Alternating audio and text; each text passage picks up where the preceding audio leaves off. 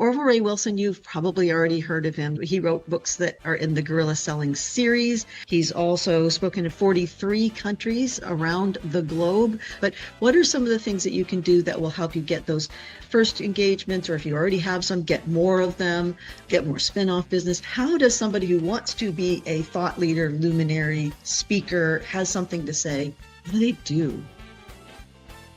Well, the first step is to get good.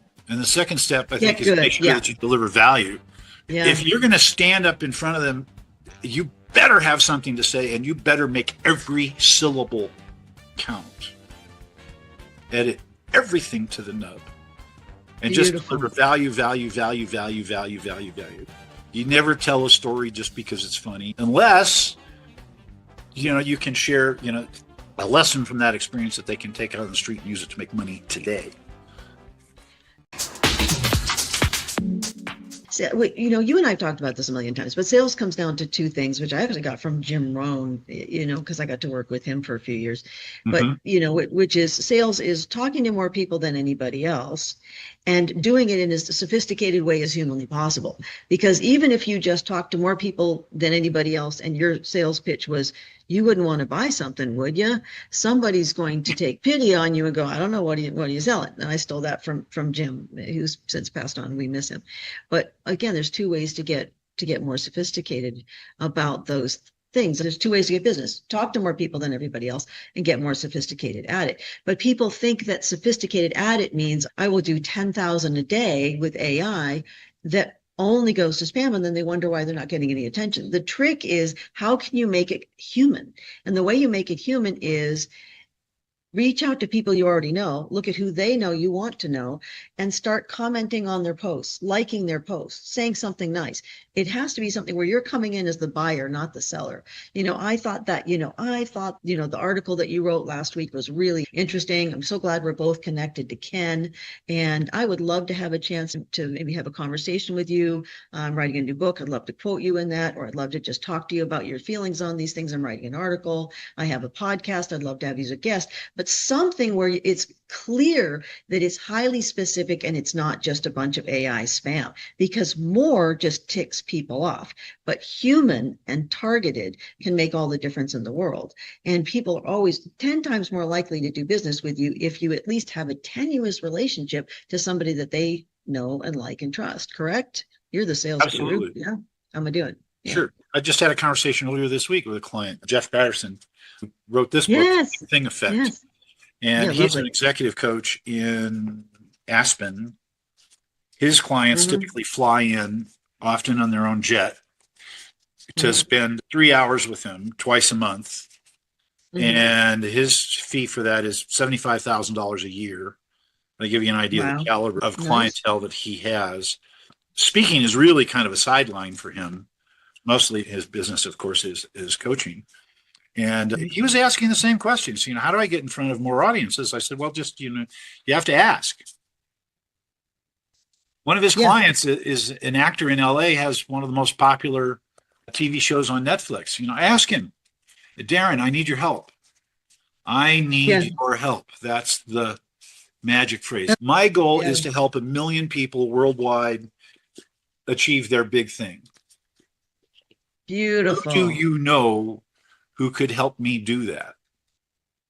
Beautiful. There's this great study that I found from about 2 years ago that said, if you do a favor for somebody else, they'll like you, they'll appreciate you. If they do a favor for you, also very Cialdini-esque, but they are more likely to want to maintain a consistency with that behavior. Who do you do favors for? People that you like.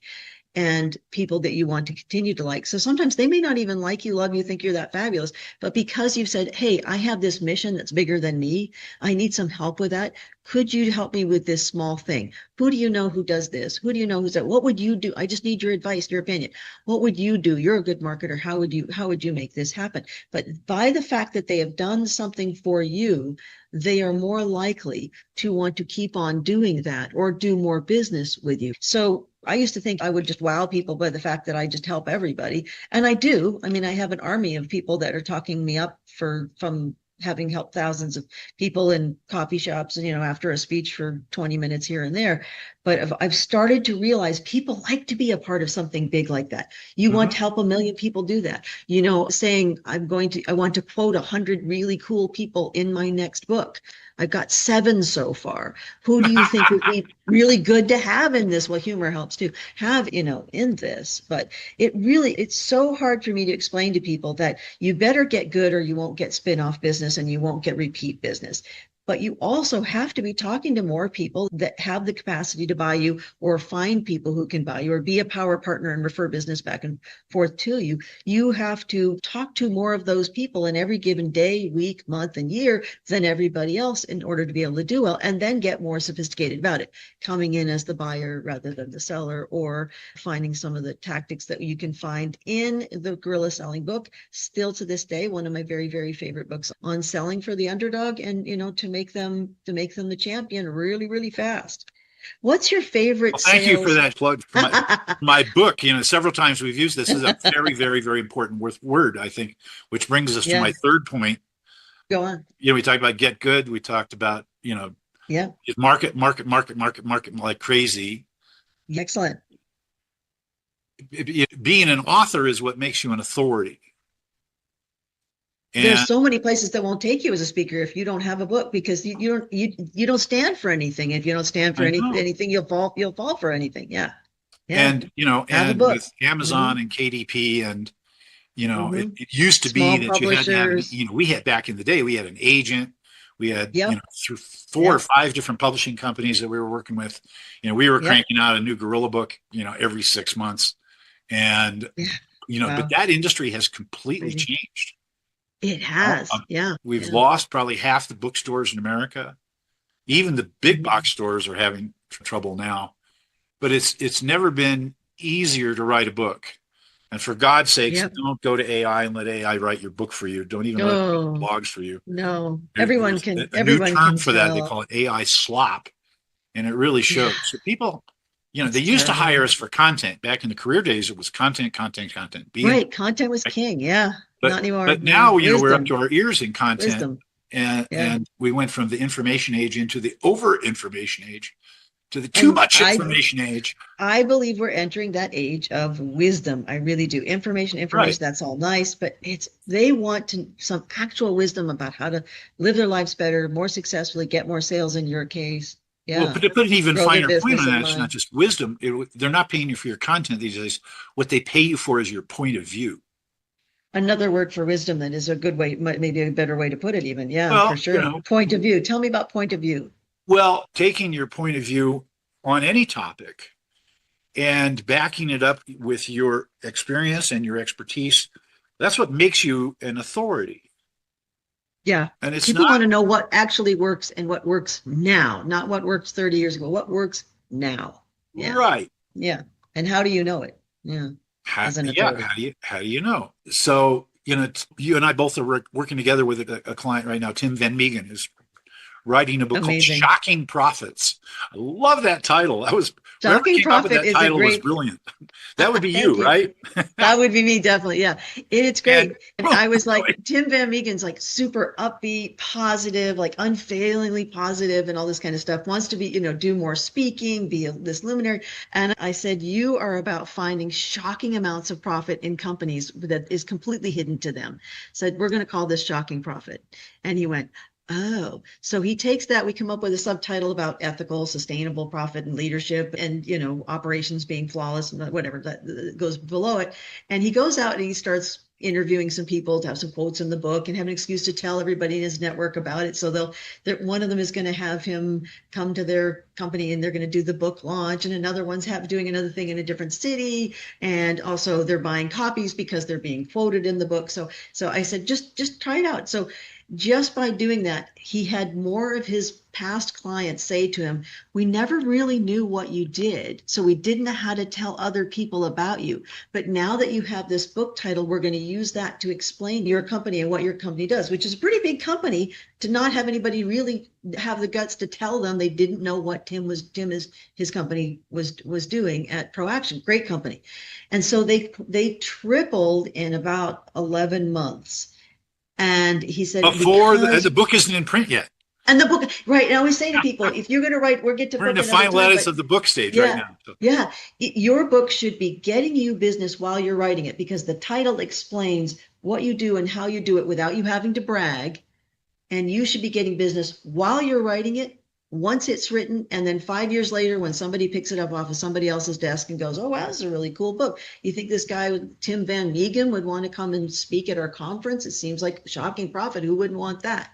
And it's an evergreen title that's never going to go away. So yeah, it's been wonderful. And then you've been so great about helping him put together his speech and the components, and how does he make it an hour, a 3 hour, a full day, a week-long program? What does he do from the stage? And you've also been talking to him about how do you sell your speeches, more speeches from the stage. I know you've been talking about, would you share with me how it is that Tim or anybody else would do that?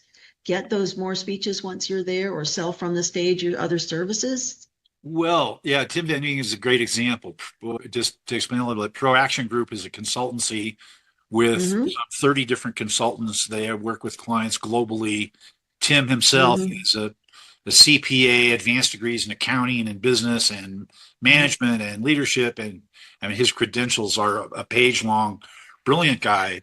He's a doll. And I was listening to him on a podcast, and he was going on and on about EBITDA and lost inventory. So the next coaching meeting, I said, from now on, you're only allowed to talk about two things.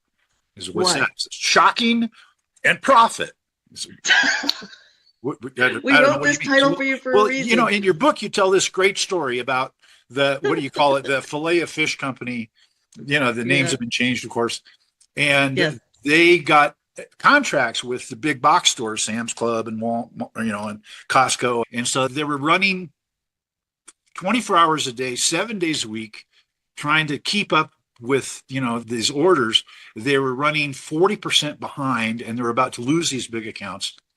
So he went in and they were, looking for opportunities to, increase their productivity.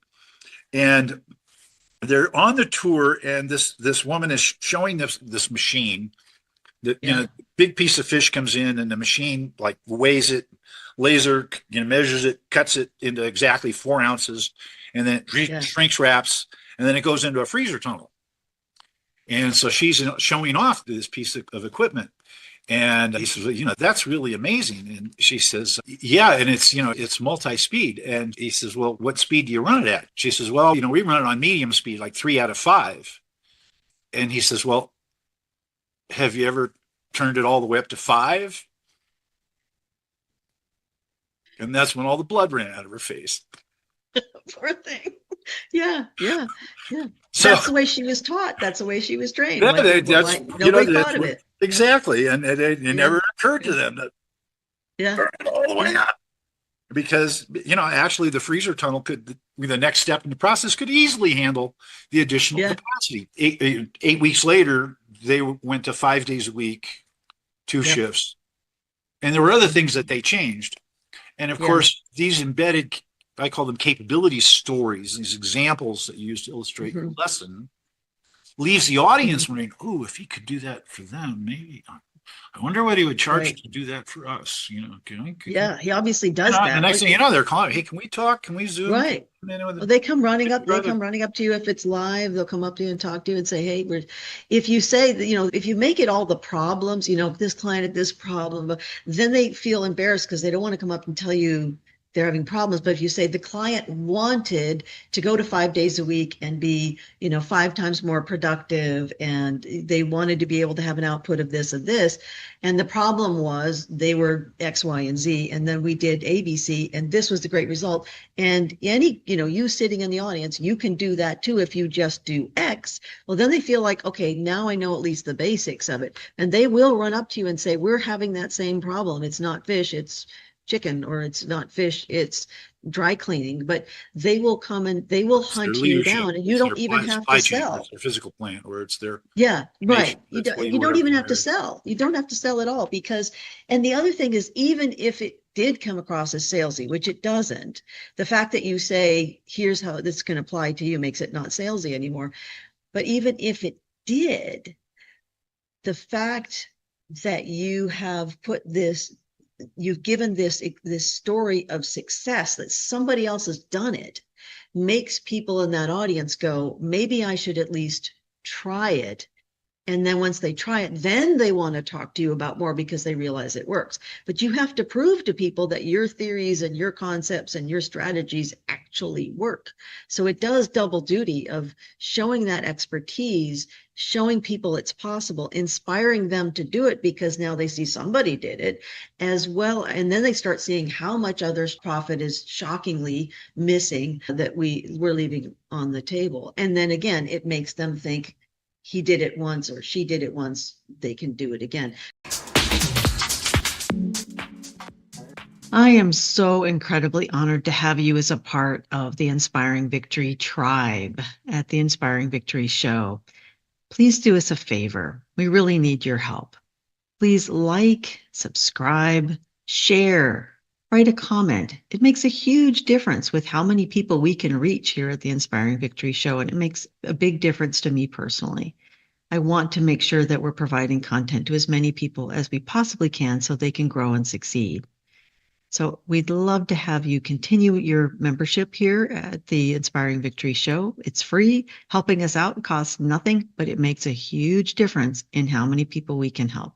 So double your business, double your impact, and change the world. And thank you so much for being a part of this extraordinary community. Thank you. Well then, Orvel, you're up on the stage. You can sell your services, but you also might want to sell books that you have or pre-sell books that you have. And most importantly, how do you get more speaking out of the speech that you are paid to do? Well, there are a couple of things. The simplest thing to do is, along with these embed stories, make an offer, give the audience a reasonable, a call to action. I teach my clients this, 5-step models for writing a speech, and it can apply to a 20-minute keynote, a half day, full day, multi-day workshop, whatever. Opening, 3 big ideas, the call to action, and then the big close. And the most frequent mistake the speakers make, I think, is they put their call to action at the very end after all the emotional energy is left out of the room. Right. Then they think you're just there to sell them and you lose all your credibility. Yeah. Right. And so a lot of clients, they'll tell you in advance, yeah, we paid $20,000 for him to keynote our convention, and he spent 25 of the 45 minutes selling his books. Yeah. You can't sell your books at the back of the room, etc. So one of the things that I've done and has worked for me over the years is inclusive fees. Instead of, my fee is, $10,000 or whatever, plus airfare, plus. Mm-hmm. Meeting planners hate surprises. So it's one number. Let's just say it's $10,000 inclusive. Yeah. Well, what's included? Everything. What do you mean? Everything. Yeah. Travel's included, airfare's included. I'll pay for my own hotel room, meals in transit, rental car, parking, and a copy of my book for everyone in the room. What? Yeah, it has a cover price of $20, and it's included. Mm-hmm. And it's not optional. What do you mean it's not optional? Well, you wouldn't send your kids to college and not give them the textbooks.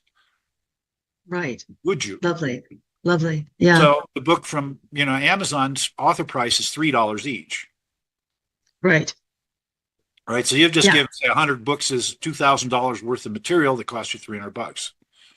Got calls from meeting planners that said, we wanted you 3 years ago, and the committee said no, and I wanted you 2 years ago, and and I still have your book sitting on my shelf, and this year I'm chairing the committee, and we're going to have you.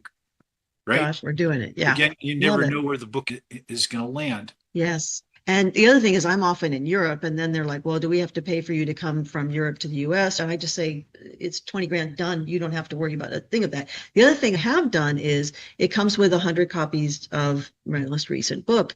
And then they'll say, oh yeah, we have 1,000 people. And then I'm able to say, well, then perhaps we could work out something where you could purchase something for everybody, or we could have a raffle, or no, we want everyone to have them. So sometimes, making it mandatory allows it to be all done and finished. And it's, again, $300 or $400 or whatever for that much value. It can be huge, or you can use it as a negotiation point. One of the things that I learned from Connie Podesta was to say, when they say, well, our budget is 15,000, and you go, oh, okay, up to, and you pause. And the number of times people have said 20, or they've said, no, 15.5, and that's as high as we go, whatever it is. And then to be able to say, well, who's your sponsors? If you have some sponsors, so there's some negotiation that can go into helping them get you as well. But the important thing is, again, how are we going to get in the door? And I think providing things other people don't provide can be helpful, and finding out what it is that's important to them that they're looking for can make a difference. If they're looking, I've had people say, would you come in and, have dinner with everybody the night before? Well, geez, I have to come in the night before and have dinner with everybody. Otherwise I don't know what I'm talking about. I'm going to be there anyway. Yeah. I always get in there a couple of days early now with all the flight issues. All right. So what you're saying is, yeah, I love that. Part of it is pre-negotiate those things. So you're not the guy having to stand up and buy my book. Yeah, find a way to work that out. And the other thing you can do is if they say, well, you're 20,000, ours is only 15. And I can say, okay, well, we could take the 100 books off the table. And, if you want to sell them at the back of the room, that's okay. So, I've been able to, but never drop your fee for no reason whatsoever. But it's given us a point of negotiation that, so work it out in a way that works for you. Okay, so then once you're there, you've got the business, you've pre-sold things so that you've given them away, so to speak, in there, which I thought was brilliant. It's non-negotiable. You just get them. It's just for you. And then how do you, from the stage or when you walk off the stage, how do you get more speaking business, speaking engagements, not just consulting and other types of things? And, I remember Dan Kennedy once said, speaking is kind of a lousy business. You've got to sort of be in front of people and all the time to do it, but it's a great business to build a business from. So consulting and, training and some of these other things. But how do you get more speaking from that speaking engagement? I think that's something people really struggle with. And that's really where you get growth exponentially, is you could turn every one into a couple more. How do you do that? Well, as part of your call to action, you convey the message. The line that I used for years was very effective. Was, if you'd like to learn more about how you can bring this message into your organization, I'll be right over here in the corner signing books, signing autographs, business card, and we'll talk. The modern variation on that is you have a slide that comes up with a QR code, and the pitch is, if you'd like to learn more about how to find shocking profits in your organization, just shoot this QR code, and yeah, let's talk. So wonderfully, so simple. I used to have fun with that. I said, my consulting fee is $500 an hour, but for the price of a beer, if you meet me in the bar afterwards, we can talk. And it gets a laugh. Free beer. And then, and you go to the bar and you show up and you're sitting there with with soda and lime in it. And, and next thing you and a half a dozen other people sitting around talking about the day's events. I think one of the best examples that I've seen of that recently is a client I've been working with for about a year now, Charlie Likewise. Yes, I know. I worked with him first. Yeah, that's how we got together. Yeah. Isn't he lovely? I did refer him to you. Yeah, I refer a lot of folks to you because you're awesome. He wrote this book called The Power of Legacy. Right. It's about nice title, generations, developing leadership, and planning succession. He works mostly with family businesses, like yes, he does. Family names you would recognize as sponsors of NPR, kind of third generation, fourth generation empires. And he's wonderful. He had an opportunity to speak at a small group, about 40 people. It was organized by the Professional Consultants Association, which is a little tiny association based in Charlotte, where he lives. And they work with family-owned businesses and their lawyers and their accountants and people in that segment. So he was invited to talk about succession planning. And so we worked together to write the presentation. And he went to the event and he did his program, and there was polite applause at the end. And of the 40 people in that group, he had 2 inquiries, both of which wound up being new clients worth $100,000 a year. Right. Each. Indefinitely. Amazing. Yeah. That's my definition of a best-selling book. That's best-selling. Yeah. Yeah. I don't care about whether it has a best-selling title on it. Books are supposed to get you business too. Right. You should have to say nothing, but this is the title and subtitle of my book for people to know exactly what your company does and how you can benefit them the most. People buy what they want the most and can justify the easiest. If that's on the front of your book, you don't even have to brag. You just have to say, this is my book, and you're done. Yeah. Right. Well, it's Huge. also important to write a book that sells you. It's not Yes. about, Or sells your it used to company. be that, oh, you write Or a book, sells then you your got to get company. out on the circuit. You got to do the talk Right. shows. You got to sell, sell, sell, sell, sell. You got to go sell your Yeah. book. No one cares about that anymore. Everything's backwards these days. Yeah. We're in Yeah. the upside down universe, and it's, the book needs to convey your experience and your expertise and your authority and your value on every Yes. page. And that extends into the presentations that you do and the seminars that you do and the 4-day destination retreat in Hawaii that you do. And I think, that really is the key. And, writing a book that sells you not only conveys your point of view and the lessons that you want to share with the world, but they also are strung along a thread with these beads of wisdom, these examples, these short 2-sentence, 5-sentence, stories of, and we were shocked to find that, shocking amounts of profit was, or, and they lived happily ever after endings that made people go, ooh, I wonder if he can help us. And there's a whole new marketing theory out there that says that people are so inundated by marketing junk and by AI marketing junk that now the only thing that captures people's attention anymore is story. So if you're not using that to your advantage to allow people's imagination to see what you have done and what they can do, it's inspiring for them, but it also inspires them to do business with you on the back end. And also it makes them think, wow, this was a really good speaker. We should have them come to our conference. Wonderful. I love the simplicity of just getting that one line in there, not at the very end, but again, at that last segment, before that last big hurrah segment. Very and helpful. The transition line after your call to action is, and if I can leave you with one more story. Yeah. And that's your big, emotional, your best, most heart-wrenching, most dramatic, or funniest, most emotionally loaded. That's what triggers. That makes a really big point. And at the end, and the applause, and then nobody feels like they've been sold to or pitched or commercialized or. You want that last thing to be the most uplifting and the most exciting for the audience, for sure. Yeah, you don't want it to be a sales pitch. If your intention is to deliver value, if your total focus is on serving the audience, they get that. And who you are speaks louder than anything that you could say into the microphone. True. Well, I love who you are and have for decades, and I'm always honored to spend time with you. Thank you for the wonderful conversation. It was great to chat about things we always talk about that we are able to share now with the Inspiring Victory tribe. So also, Orvel Ray is amazingly wonderful, and he said that to tell you that if you have some questions about wanting to write a book or wanting to expand your speaking, he would be more than happy to talk to you about that. In the show notes below, you will see how to contact him and talk to him more. He's one of the smartest guys I've ever known and one of my favorite friends. And I think he's forgotten more about the speaking and writing industry than most people will ever know. So lovely to have you on here, Orvel Ray. And for you, thank you so much for being a part of the Inspiring Victory show, the Inspiring Victory tribe. Please continue to like and subscribe. Write something nice to Orvel Ray. Tell him what a great job he did today. I think he took the time, and we all really, really appreciate that. Any last comments from you, Orvel Ray? Anything you want to share? No, I'm just at that point in my career where I just, I have a lifetime of experience with this work, and I just want to give as much of that back to the world as I possibly can.